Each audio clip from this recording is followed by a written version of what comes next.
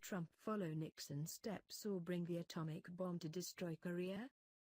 American leaders then, U.S. President Richard Nixon, National Security Advisor Henry Kissinger and the Joint Chiefs of Staff of the Joint Chiefs of Staff of the United States, Nixon, JSC took 2.5 months to consider what to do in this situation.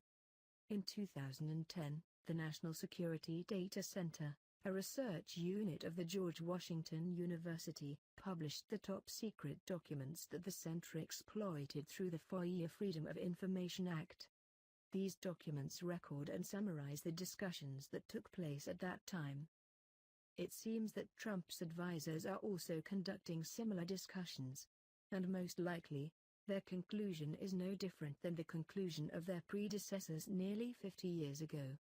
25 Options and Options of Nixon. On the first day of the 1969 crisis, the Chiefs of Staff sent Kissinger a memorandum listing the pros and cons of airstrikes against a small number of Korean air bases. On the one hand, they write, a cautious and positive response will show America's determination. On the other hand, the attack would be deliberate warfare and Korea could respond by attacking U.S. and South Korean forces. If the United States responds to the shooting with a limited attack, this action is neither detrimental nor impeded by retaliatory North Korea. If attacked without destroying all North Korean military capability, it would inevitably lead to retaliatory actions against South Korean, Japanese and American forces in the region. However, it would be very difficult, if not impossible, to eradicate Pyongyang's military.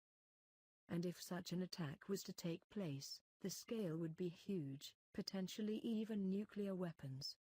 Both China and Russia could be involved. Even if both countries stand outside, the United States will also be criticized for political and ethical reasons. After a few days of deliberate damage, Kissinger, the Chief of Staff and all the advisors clearly see the immediate dilemma. On 21/5, JSC goes to a mid-range option. That's what 3 B-52 bombers were armed with conventional weapons to destroy 1 or 2 Korean airports. General Earl Wheeler, chairman of JCS, wrote in a memorandum sent to U.S. Secretary of Defense Melvin Laird, if this attack was made swiftly and in response to an action hostile, many of our chances will not be aggressive enough to cause North Korea to retaliate and lead to major strife. Laird also told Kissinger that the plan he deemed more reasonable. Many chances did not spark a big conflict, that is the best thing people think. However, when scrutinized, this is not good enough. On July 2, at a meeting in the White House Situation Room, Kissinger said, the difficulty lies in eliminating the possibility of repatriation of the North. Accordingly, he said that if the attack with B-52 is necessary, the price that you pay when carrying 3 aircraft to attack is no bigger than 25. The war and the losses on both sides are escalating. However, as the war is likely to erupt, U.S. officials continue to seek solutions, both for initial attacks and as war intensifies. They eventually outline 25 alternatives, including 3 nuclear options, which were grouped under the code name Freedom Drop. In it, an option proposed to attack 12 military targets with 12 nuclear weapons, from nuclear shells, equivalent to about 200 tons of TNT, to atomic bombs, 10 kiloton. Another option is to throw a 70 kiloton bomb, each aimed at a wide range if North Korea attacks the South. The third project is to use bombs with the power of 1070 kiloton to extinguish Korea's countermeasures. Hiroshima destroyed nuclear bombs at the end of World War II with 15 kiloton. Finally, Nixon did not choose any option. Actually, at the July 2 meeting, Kissinger said, Nixon will not do anything or choose the extreme option in most of the possibilities. So he did nothing, did not use firearms. Instead, he handled a carrier warfare group to the waters near the north. Nixon resumed operation of the reconnaissance aircraft, this time with additional escort fighter. He warned, do not touch the U.S. again. He assured allies in the region of the commitment of the United States. and the crisis subsided. Story of the present. These are the possible options at a time when North Korea has not yet developed a missile program, yet it has not deployed artillery fire along the slopes. In other words, North Korea in 1969 was more vulnerable to a surprise attack. Story of the present. These are the possible options at a time when North Korea has not yet developed a missile program, yet it has not deployed artillery fire along the slopes. In other words, North Korea in 1969 was more vulnerable to a surprise attack than it is today, but Nixon, Kissinger and generals still cannot find a suitable military plan without leading to a catastrophe. Imperial. In the decades that followed, there were several other times governments attempted to answer the question, how to deal with Korea in a crisis.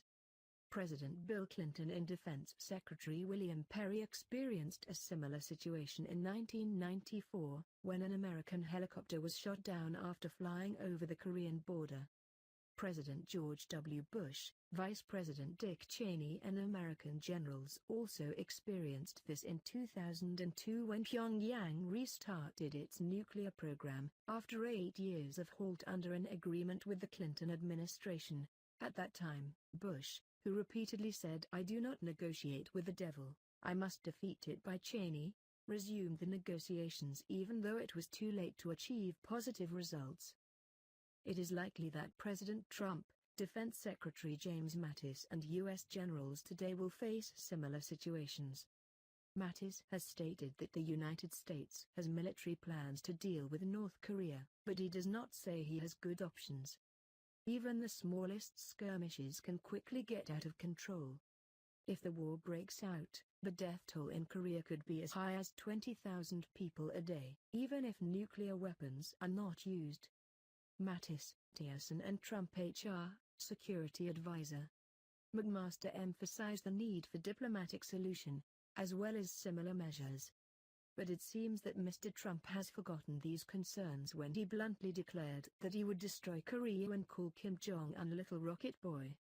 The Washington Post also reported that North Korean officials are rushing to power Asian experts in the United States to question what Trump's intentions are and why his statements differ from those of his colleagues. But not only Koreans confused. The officials of Trump himself did not know what his boss was up to. The LA Times said that before Trump spoke to the UN General Assembly, intelligence officials advised him not to criticize Kim personally, otherwise the diplomatic door would be closed. This sheet is also revealed, in the final manuscript, that Trump's mentor saw no such phrases as complete destruction or missile. That could be why when Trump spoke to that section, White House Chief John Kelly hugged him.